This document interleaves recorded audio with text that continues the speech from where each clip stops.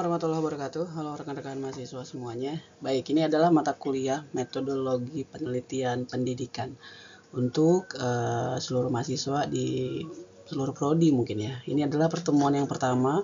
Jadi nanti insya Allah kita akan coba untuk 14 pertemuan atau 16 kali tatap muka ya, dengan UTS dengan UAS 1, berarti kan totalnya pertemuan adalah 14. Kita akan sama-sama belajar tentang mata kuliah metode penelitian, yaitu tentang konsep dasar penelitian pendidikan. Oke, apa itu penelitian pendidikan? Yuk kita akan bahas. Baik, pada pertemuan yang pertama ini kita akan coba untuk bahas tentang konsep dasar penelitian pendidikan. Oke, dari beberapa sumber yang diperoleh begitu ya, dari buku John Creswell, yaitu dari Educational Research, menunjukkan bahwa apa sih itu penelitian pendidikan. Jadi penelitian pendidikan itu bisa didefinisikan adalah suatu proses yang sistematis, begitu ya, sistematis untuk mengumpulkan analisis, interpretasi guna memahami dan meningkatkan sistem pendidikan. Jadi di sini kita ada garis yang di headline atau di garis bawahi adalah sistematis. Jadi dalam penelitian itu kita harus menggunakan kaidah ilmiah, harus secara sesuai dengan alur, dan tentunya harus memiliki etika penelitian begitu ya. Apa sistematis itu? Kita mengumpulkan data terlebih dahulu, kemudian kita analisis, baru kita interpretasikan, sampai nanti pada akhirnya adalah memberikan manfaat atau impact kepada pendidikan, begitu ya. Oke, kemudian juga ini sumbernya dari buku Creswell ya, yang berfokus pada pengembangan dan peningkatan sistem pendidikan. Nah, jadi manfaat dari penelitian pendidikan itu adalah itu. Dan tujuan utamanya adalah untuk menyelesaikan masalah-masalah pendidikan. Ya, nanti kita akan bahas tentang bagaimana kita menyusun suatu masalah. Ya, jadi penelitian itu kan berangkat dari masalah. Jadi tujuan utama diadakan penelitian adalah untuk menyelesaikan masalah. Ya, jadi kita menemukan solusi-solusi yang tentunya dilaksanakan dengan kaidah-kaidah ilmiah dan secara sistematis. Tujuannya apa? Untuk mengembangkan teori pendidikan. Baik, kemudian apa sih sebenarnya perbedaan antara kegiatan penelitian dengan kegiatan yang bisa dikatakan ya bukan penelitian begitu ya. Tadi kan kita bahas bahwa penelitian itu kan berangkat dari masalah untuk menyelesaikan masalah. Mungkin kalian dalam mengatasi atau menemukan solusi dari masalah itu kan ya langsung mendapatkan solusi begitu ya, langsung menemukan dari dari sumber-sumber begitu ya. Tapi kalau menurut ciri-ciri yang dikatakan itu bisa dikatakan suatu penelitian itu harus memiliki ciri-ciri. Apa yang pertama? Yaitu harus sistematis. Artinya sistematis ini dia harus mengikuti prosedur dan metode yang jelas dalam pengumpulan dan analisis data. Gitu ya. Jadi nanti kita akan belajar terkait dengan pendekatan-pendekatan penelitian. Ya, seperti pendekatan kuantitatif, kualitatif gitu ya. Di mana setiap pendekatan itu memiliki prosedur dan juga metode-metode yang spesifik yang jelas. Ya, yang memiliki alur yang memang harus kita jalankan satu persatu, tidak boleh lompat, tidak boleh tidak boleh di skip satu alur pun begitu ya. Itu artinya sistematis. Nah, kemudian yang kedua yaitu harus empiris, ciri-cirinya itu ya. Kenapa harus empiris? Karena berangkat dari data-data atau hasil observasi nyata dari lingkungan-lingkungan pendidikan. Begitu ya. Jadi harus sesuai dengan fakta. Jadi solusi-solusi yang kita akan kasih itu harus berangkat dari kejadian-kejadian yang real yang ada di lapangan, baik itu dari observasi, dari dokumentasi, ataupun dari wawancara. Nah, kemudian yang ketiga, penelitian pendidikan itu harus logis. Ya, maksudnya apa logis itu? Tadi dikatakan ilmiah, yaitu harus logis, harus menggunakan pendekatan ilmiah. Karena apa? Karena nanti untuk menjelaskan temuan-temuan penelitian. Ya, harus berdasarkan kajian-kajian literatur yang relevan, penelitian terdahulu, kemudian juga harus sesuai dengan teori-teori yang mungkin sudah tervalidasi begitu ya. Nah, kemudian yang terakhir, yang keempat adalah penelitian pendidikan harus replikatif. Artinya hasil dari penelitian itu harus dapat diuji ulang ya oleh penelitian lain. Jadi yang namanya research itu kan dari kata re itu akan mengulang. Search adalah mencari. Jadi mencari berulang-ulang begitu ya. Jadi harus diuji secara berulang-ulang oleh siapa? Ya oleh peneliti yang lain. Mungkin oleh mungkin oleh teman Anda atau mungkin oleh mahasiswa yang lain begitu ya, dengan hasil yang konsisten.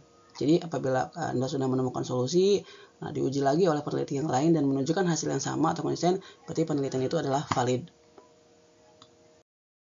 Kemudian apa saja sih contoh-contoh penelitian pendidikan? Nah, kalau kita berbicara tentang penelitian pendidikan itu banyak contohnya ya. Cuman ini salah tiga gitu ya. Ada tiga yang bisa diberikan sebagai contoh penelitian pendidikan. Yang pertama mungkin terkait dengan pembelajaran atau terkait dengan konteks kelas, suasana kelas. Ya, pembelajaran berbasis proyek mungkin. Jadi ada guru atau mungkin Anda seorang peneliti ini akan mengukur efektivitas metode pembelajaran berbasis proyek pada siswa SD. Nah, mungkin Anda sebagai calon guru atau guru gitu ya, sudah pernah melakukan pembelajaran berbasis proyek, cuman mungkin terkait dengan efektivitasnya atau mungkin hasilnya itu kan belum dilakukan secara ilmiah ya, apakah memang pembelajaran project based learning ini efektif atau tidak untuk setting kelas saya, untuk subjek siswa kita atau bagaimana. Nah, ini dilakukanlah yang namanya penelitian begitu ya. Nah, kemudian juga ada yang contoh yang ketiga nih tentang terkait dengan motivasi belajar. Nah, terkait dengan motivasi belajar ini tujuannya yaitu untuk mengetahui atau mengidentifikasi faktor-faktor yang mempengaruhi motivasi belajar. Nah, jadi Anda sebagai seorang guru begitu ya, tentunya kan banyak sekali ragam atau masalah-masalah yang terjadi di kelas. Ya, salah satunya adalah terkait dengan motivasi belajar. Nah, Anda ingin mengetahui gitu ya, ingin menemukan solusi bagaimana sih cara meningkatkan motivasi belajar di kelas agar nantinya anak-anak atau siswa kita itu menjadi ya lebih baik hasil belajarnya begitu ya. Maka dilakukanlah penelitian. Baik itu penelitiannya mungkin secara kuantitatif ataupun kualitatif. Atau mungkin nanti ada mix metode ya. Nanti kita akan pelajari itu lebih lanjut. Kemudian terkait dengan contoh berikutnya itu terkait dengan temanya pendidikan inklusif. Nah, ada mungkin guru-guru atau kalian itu ingin mengevaluasi kebijakan pendidikan inklusif di sekolah dasar. Nah, begitu ya. Jadi bagaimana sih pola gitu ya atau mungkin layanan yang bisa diberikan oleh suatu sekolah untuk bisa menerapkan pendidikan inklusif ya, bagaimana strateginya, bagaimana programnya dan juga siswanya nanti yang akan bergabung ke sekolah kita nanti seperti apa. Begitu ya. Nah, jadi contoh-contoh atau tema-tema ini dilakukan secara ilmiah agar mendapatkan solusi yang tepat ya dengan cara penelitian pendidikan.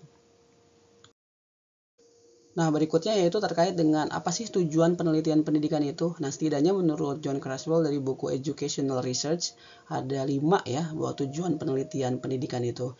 Yang pertama adalah eksploratif. Nah, dari kata eksploratif kita sudah tahu ya bahwa ingin menggali suatu fenomena baru dalam pendidikan. Ya, jadi ingin melihat apa nih yang sekarang ini sedang happening terjadi begitu ya. Contohnya adalah terkait dengan dampak pembelajaran berbasis virtual reality. Ya, sekarang kan anak-anak itu kan senang sekali ya dengan yang namanya gadget atau gawai gitu ya, dengan pembelajaran berbasis teknologi. Nah, ini pengen mengeksplor lebih lanjut. Bagaimana sih efektivitas penggunaannya, kemudian bagaimana sih cara penggunaan agar lebih maksimal atau mungkin dampak negatif atau dampak positif. Nah, itu dilakukan dengan cara penelitian. Ya, yang pertama berarti adalah eksploratif. Nah, kemudian yang kedua, tidak hanya kita eksplor, tapi kita juga ingin mendeskriptifkan suatu fenomena atau menggambarkan terkait dengan kondisi pendidikan secara objektif. Ya, jadi ingin menunjukkan terkait dengan data-data atau mungkin kejadian real ya terkait dengan apa sih yang ada di kondisi pendidikan di lingkungan Anda begitu ya. Contohnya adalah terkait dengan tingkat literasi membaca siswa SD. Nah, ini adalah suatu fenomena atau mungkin suatu ya topik ya yang bisa kita bahas untuk dijadikan penelitian. Ya, untuk tujuannya adalah untuk mendeskripsikan. Ya, mungkin ini lebih kepada pendekatannya kualitatif. Pengen tahu, pengen menjelaskan bagaimana sih kemampuan literasi membaca awal anak usia sekolah dasar itu gitu ya. Nah, itu kita akan teliti. Nah, kemudian yang ketiga yaitu ada eksplanatif. Nah, eksplanatif ini adalah tujuannya untuk menjelaskan hubungan antara variabel seperti motivasi belajar dan juga prestasi akademik. Jadi eksplanatif ini tujuannya adalah untuk mengetahui atau membuktikan bagaimana sih variabel independen atau variabel dependen mempengaruhi satu sama lain. Nah, ini nanti kita akan uji sebagai statistik ya, statistik kuantitatif begitu ya. Nah, untuk menjelaskan begitu ya hubungan-hubungan antara variabel. Nanti kita akan buat hipotesisnya, kemudian kita uji hipotesisnya. Nah, kemudian yang keempat adalah eksperimental. Nah, eksperimen, ingin menguji bagaimana pengaruh suatu variabel. Seperti contohnya adalah pembelajaran mungkin berbasis game terhadap pemahaman matematika. Seberapa besar pengaruhnya, bagaimana hubungannya, kemudian variabel-variabel lainnya yang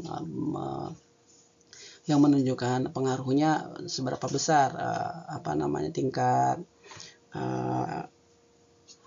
uji korelasinya, ya, uji regresi. Nah, itu adalah terkait dengan eksperimental. Kemudian yang kelima adalah evaluatif, yaitu ingin menilai efektivitas kebijakan atau metode seperti program pendidikan inklusif. Contohnya begitu ya.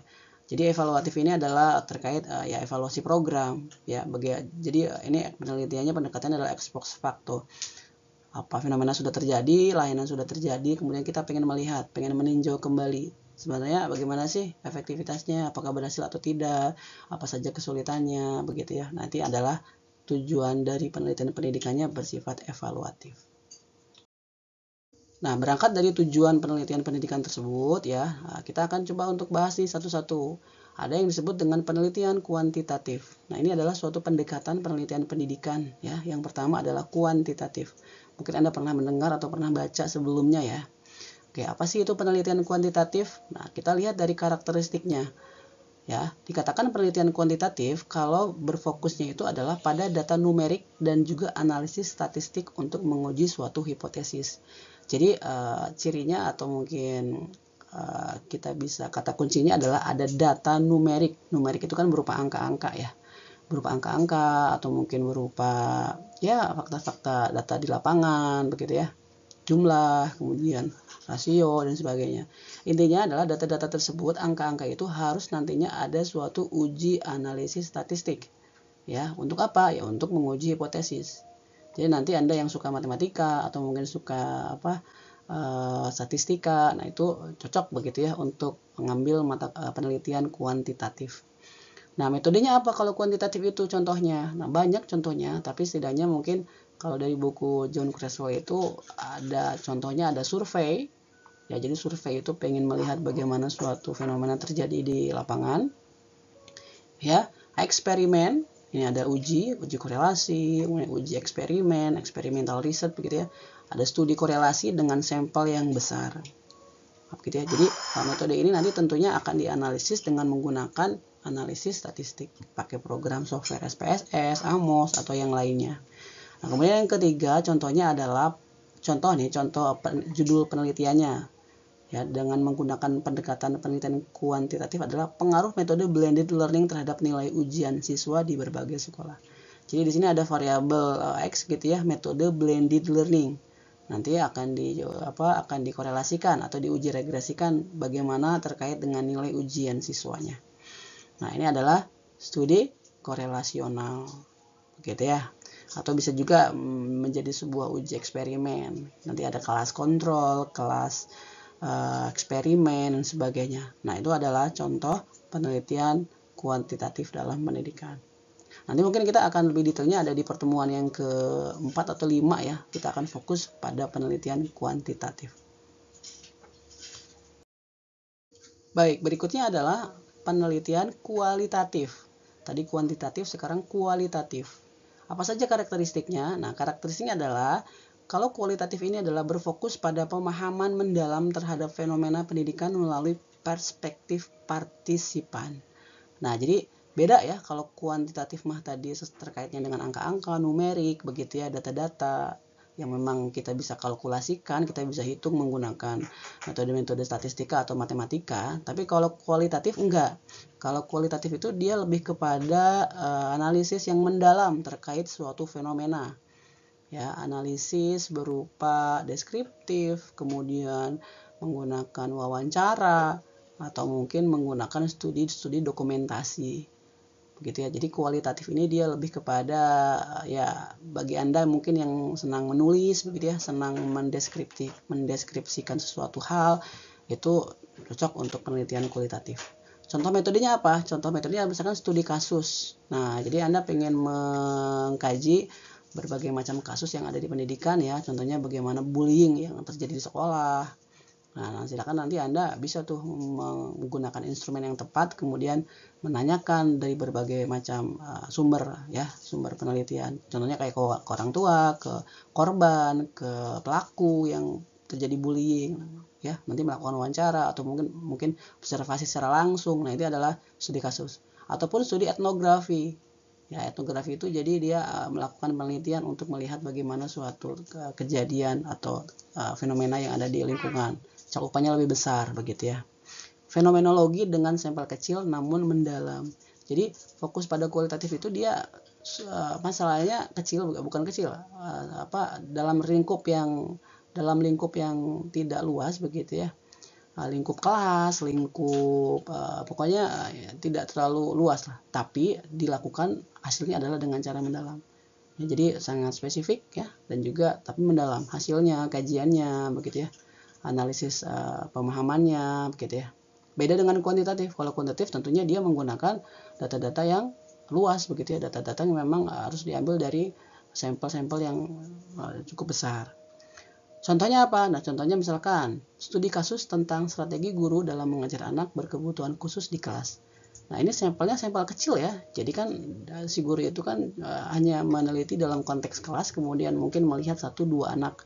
Tapi dia akan meneliti atau mungkin melakukan studi yang mendalam terhadap 2 anak itu. Ya, jadi dia tidak melihat bagaimana seluruh kelas atau mungkin dalam konteks sekolah, enggak, tapi hanya cukup 2 anak yang berkebutuhan khusus, tapi dilakukan secara mendalam. Nah, itu adalah penelitian kualitatif.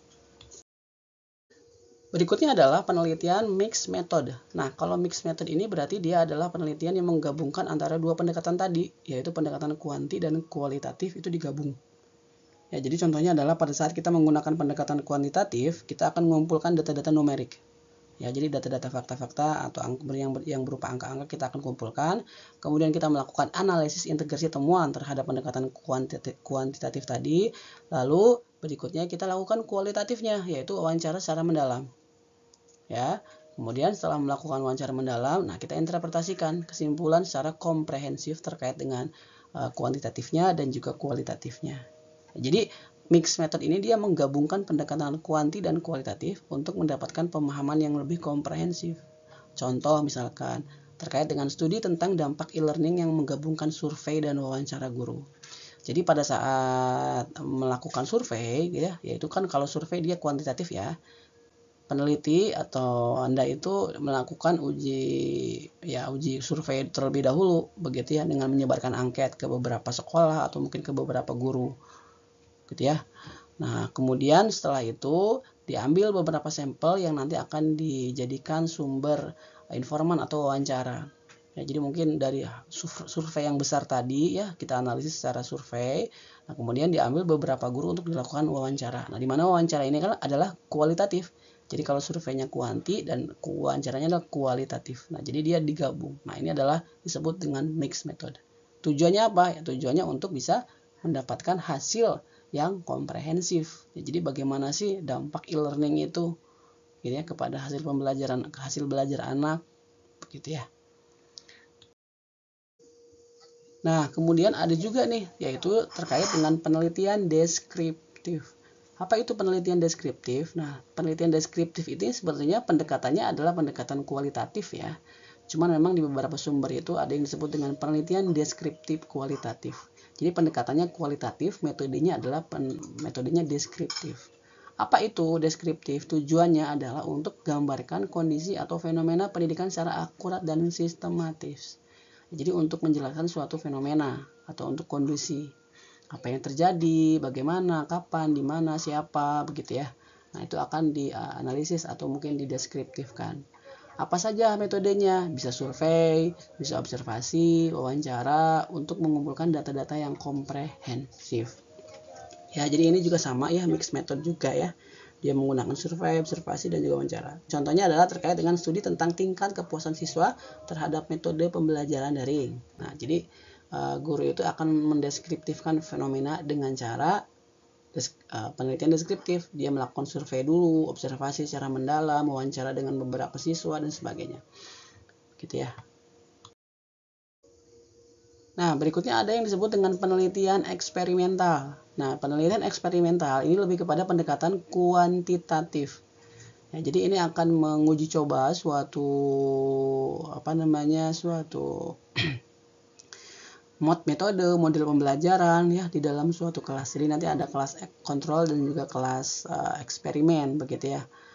Apa sih contohnya? Nah, contohnya yang pertama nih, dalam eksperimental itu guru harus mendesain dulu.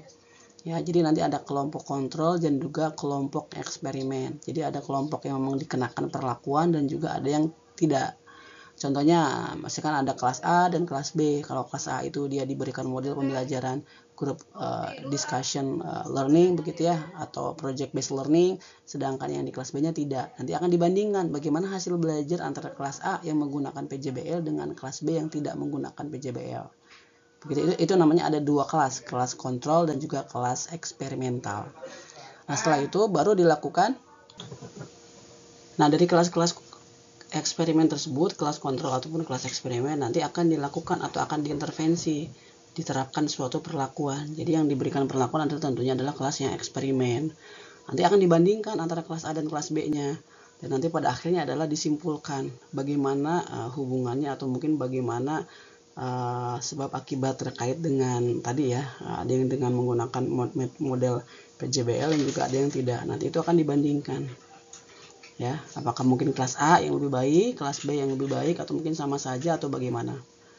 Nah, jadi eksperimental ini adalah untuk menguji hubungan sebab akibat antara variabel dengan memanipulasi kondisi secara terkontrol. Jadi, contohnya adalah pengaruh penggunaan media interaktif terhadap pemahaman konsep IPA. Ya, jadi kelas A menggunakan media interaktif, kemudian kelas B-nya dia tidak menggunakan media apapun. Nanti akan dicek bagaimana sih tingkat pemahaman konsep IPA-nya. Nah, itu ada menggunakan penelitian eksperimental. Nah, berikutnya ada lagi yaitu disebut dengan penelitian tindakan kelas atau classroom action research. Nah, nanti mungkin ini akan lebih spesifik di pertemuan berikutnya ya. Penelitian tindak kelas ini adalah penelitian yang memang menjadi tugas keseharian guru di sekolah atau di kelas. Ya, nanti akan mencoba untuk melakukan sebuah siklus yang dimulai dari siklus refleksi, observasi, tindakan, dan juga perencanaan. Ya, jadi ini yang menurut modelnya Chemist and McTaggart ya, bahwa PTK itu menggunakan siklus-siklus seperti ini. Di plan, observing, acting, sampai kepada reflecting. Begitu ya. Jadi ini adalah siklus penelitian tindakan kelas. Refleksi ini maksudnya apa? Refleksi ini adalah pengen mengecek, mengevaluasi dulu hasil dari pembelajaran guru kepada anak itu seperti apa. Bagaimana hasil siswa? Contohnya ini nih, contohnya adalah meningkatkan partisipasi siswa dalam diskusi kelas melalui metode debat. Nah, nanti akan dicek, akan diteliti. Bagaimana sih cara untuk meningkatkan partisipasi siswa itu? Caranya ya tadi ya, kita harus melakukan refleksi dulu. Bagaimana sih kondisi awal anak? Bagaimana hasil belajar atau partisipasi siswa sebelum adanya metode debat, nanti direfleksikan. Kemudian diobservasi. Yuk kita lakukan metode debatnya, ya kita amati bagaimana perilaku anak, bagaimana hasil karya anak, atau mungkin bagaimana hasil debatnya, partisipasi siswanya seperti apa, kita amati dengan cara observasi. Kemudian kita lakukan tindakan apabila mungkin dari hasil observasi pengamatan tersebut ada beberapa hal yang memang memerlukan tindakan, kita lakukan tindakan. Nah, baru setelah itu dibuatlah suatu perencanaan. Jadi perencanaan nanti akan refleksi balik lagi ke sini. Jadi penelitian tindakan kelas ini adalah berfokus pada perbaikan praktik pembelajaran di kelas melalui siklus tindakan. Jadi tujuannya PTK ini adalah untuk melakukan perbaikan dalam setting kelas. Berikutnya ada juga terkait dengan disebut penelitian korelasional. Nah, dilihat dari bahasanya saja korelasi, berarti kan ingin mengukur atau menghubungkan antara dua atau lebih variabel tanpa manipulasi variabel. Begitu ya. Jadi ingin melihat saja bagaimana sih hubungannya atau korelasinya ya. Korelasi itu kan hubungan ya. Hubungannya antara mungkin kebiasaan membaca jam per minggu dengan keterampilan menulis. Gitu ya. Jadi kebiasaan membaca variabel X-nya, keterampilan menulis variabel Y-nya. Jadi pengen dicek tuh bagaimana sih korelasinya, apakah positif, apakah negatif, begitu ya. Apakah memang tidak ada korelasinya? Nah, nanti itu digunakan dengan menggunakan pendekatan kuantitatif. Berikutnya ada juga disebut dengan penelitian evaluatif. Nah, evaluatif ini dari kata evaluatif berarti kan mengevaluasi sesuatu hal atau mungkin program atau mungkin hasil ya, solusi yang sudah diterapkan. Ya, dari penelitian ini contohnya nih, ya, menilai efektivitas suatu kebijakan pendidikan untuk mengambil suatu keputusan. Contohnya evaluasi efektivitas program sekolah inklusif di berbagai daerah.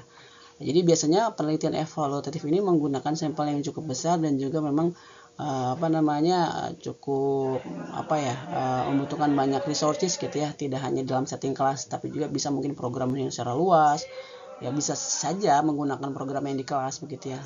Cuman memang terkait dengan evaluatif ini untuk mengevaluasi bagaimana sih suatu efektivitas suatu kebijakan ini yang nantinya akan diambil keputusan apakah program ini baik ataukah perlu perbaikan atau bagaimana gitu ya. Nah, contohnya 85% tingkat keberhasilan presentasi program pendidikan yang mencapai target setelah evaluasi gitu ya. Contoh hasil evaluasinya 3 kali adanya peningkatan, contohnya rata-rata peningkatan efektivitas setelah evaluasinya perbaikan, atau mungkin 70% implementasinya rekomendasi evaluasi yang berhasil diimplementasikan dan sebagainya. Jadi ini adalah terkait dengan penelitian evaluatif. Nah, dari beberapa pendekatan dan juga beberapa metode penelitian yang tadi sudah saya jelaskan, ini adalah perbandingannya antara jenis penelitian yang antara satu dengan yang lainnya. Di sini ada jenis penelitian. Penelitian adalah kuantitatif. Kalau kuantitatif tadi apa fokusnya? Fokusnya adalah data numerik. Metode utamanya adalah survei, eksperimen. Hasilnya adalah generalisasi. Jadi mengeneralisasikan, memberikan gambaran secara umum terkait dengan suatu fenomena. Kalau kualitatif, dia itu fokusnya adalah pemahaman yang mendalam. Jadi lebih spesifik, ya, lebih kecil cakupannya. Ya, tapi memang mendalam kajiannya, hasilnya, begitu ya. Metodenya apa? Wawancara, observasi, studi dokumentasi. Hasilnya apa? Deskripsi kaya. Jadi sangat kaya deskriptif. Nah, bagi Anda yang senang menulis ini deskriptif berarti kan ya, menjelaskan. Ada juga mixed method. Nah, kalau mixed method apa? Kalau mixed method itu dia fokusnya adalah komprehensif seluruhnya. Jadi kuantitatif, kualitatif dia digabung secara komprehensif. Tujuannya adalah untuk mendapatkan hasil yang lebih holistik. Metodenya apa ya? Kombinasi, gabungan antara dua penelitian tadi, pendekatan penelitian tadi. Dan terakhir ada yang disebut dengan PTK, penelitian tindakan kelas. Kalau PTK ini adalah fungsinya untuk melakukan perbaikan praktik pembelajaran di kelas. Jadi ingin memperbaiki terkait dengan hasil belajar siswa, bagaimana cara meningkatkan prestasi belajar, ini dengan cara PTK. Metodenya apa? Siklus tindakan. Yang tadi ya, yang ada refleksi, observasi, perencanaan, tindakan, itu siklus tindakan. Dan juga hasilnya adalah untuk menemukan solusi praktis yang nanti akan bisa dimanfaatkan tidak hanya dari yang melakukan penelitian, tapi juga oleh orang lain atau oleh guru yang lain. Nah, sebenarnya apa sih kegunaan penelitian pendidikan ini dalam praktik atau aplikasinya? Nah, aplikasi penelitian pendidikan itu tadi sudah saya jelaskan bahwa untuk mengatasi suatu masalah atau fenomena, baik yang terjadi di setting kelas ataupun lebih besarnya lagi, atau suatu kebijakan pendidikan. Tapi penelitian pendidikan ini, teman-teman ya, bukan hanya sebatas teori saja, tapi hasilnya itu nanti bisa diterapkan untuk meningkatkan kualitas pembelajaran. Ya, jadi untuk mengembangkan kebijakan dan juga memecahkan masalah nyata di lapangan. Jadi sebagai kita warga akademik begitu ya, kita harus melakukan kaidah ilmiah untuk menemukan suatu solusi. Jadi tidak sebatas insting atau tidak sebatas praduga atau mungkin kira-kira atau mungkin trial and error begitu ya, tapi harus berdasarkan kaidah ilmiah, yaitu kaidah-kaidah penelitian. Siapa yang menggunakan penelitian pendidikan ini? Ya, mereka yang terlibat atau berada dalam konteks pendidikan, contohnya guru, pembuat kebijakan, administrator pendidikan, begitu ya. Yang nantinya dalam temuan-temuan penelitian tersebut digunakan untuk membuat suatu keputusan berbasis bukti, begitu ya. Jadi keputusannya itu tidak asal begitu ya, tapi berbasis penelitian. Jadi dalam hal analisisnya, hasilnya itu semuanya valid begitu ya, berdasarkan bukti yang nyata dan juga teruji di lapangan. Oke, itu ya untuk pertemuan pertama terkait dengan mata kuliah metode penelitian untuk topik konsep dasar penelitian. Mudah-mudahan Anda semuanya paham begitu ya. Untuk lebih jelasnya mungkin silakan nanti baca saja di modulnya yang sudah saya kirim, dan juga jangan lupa untuk mengerjakan tugas dan juga kuisnya. Itu saja, nanti kita akan diskusikan di kelas ya setelah nanti Anda mungkin menyimak video ini di luar tatap muka. Terima kasih, saya akhiri. Assalamualaikum warahmatullahi wabarakatuh.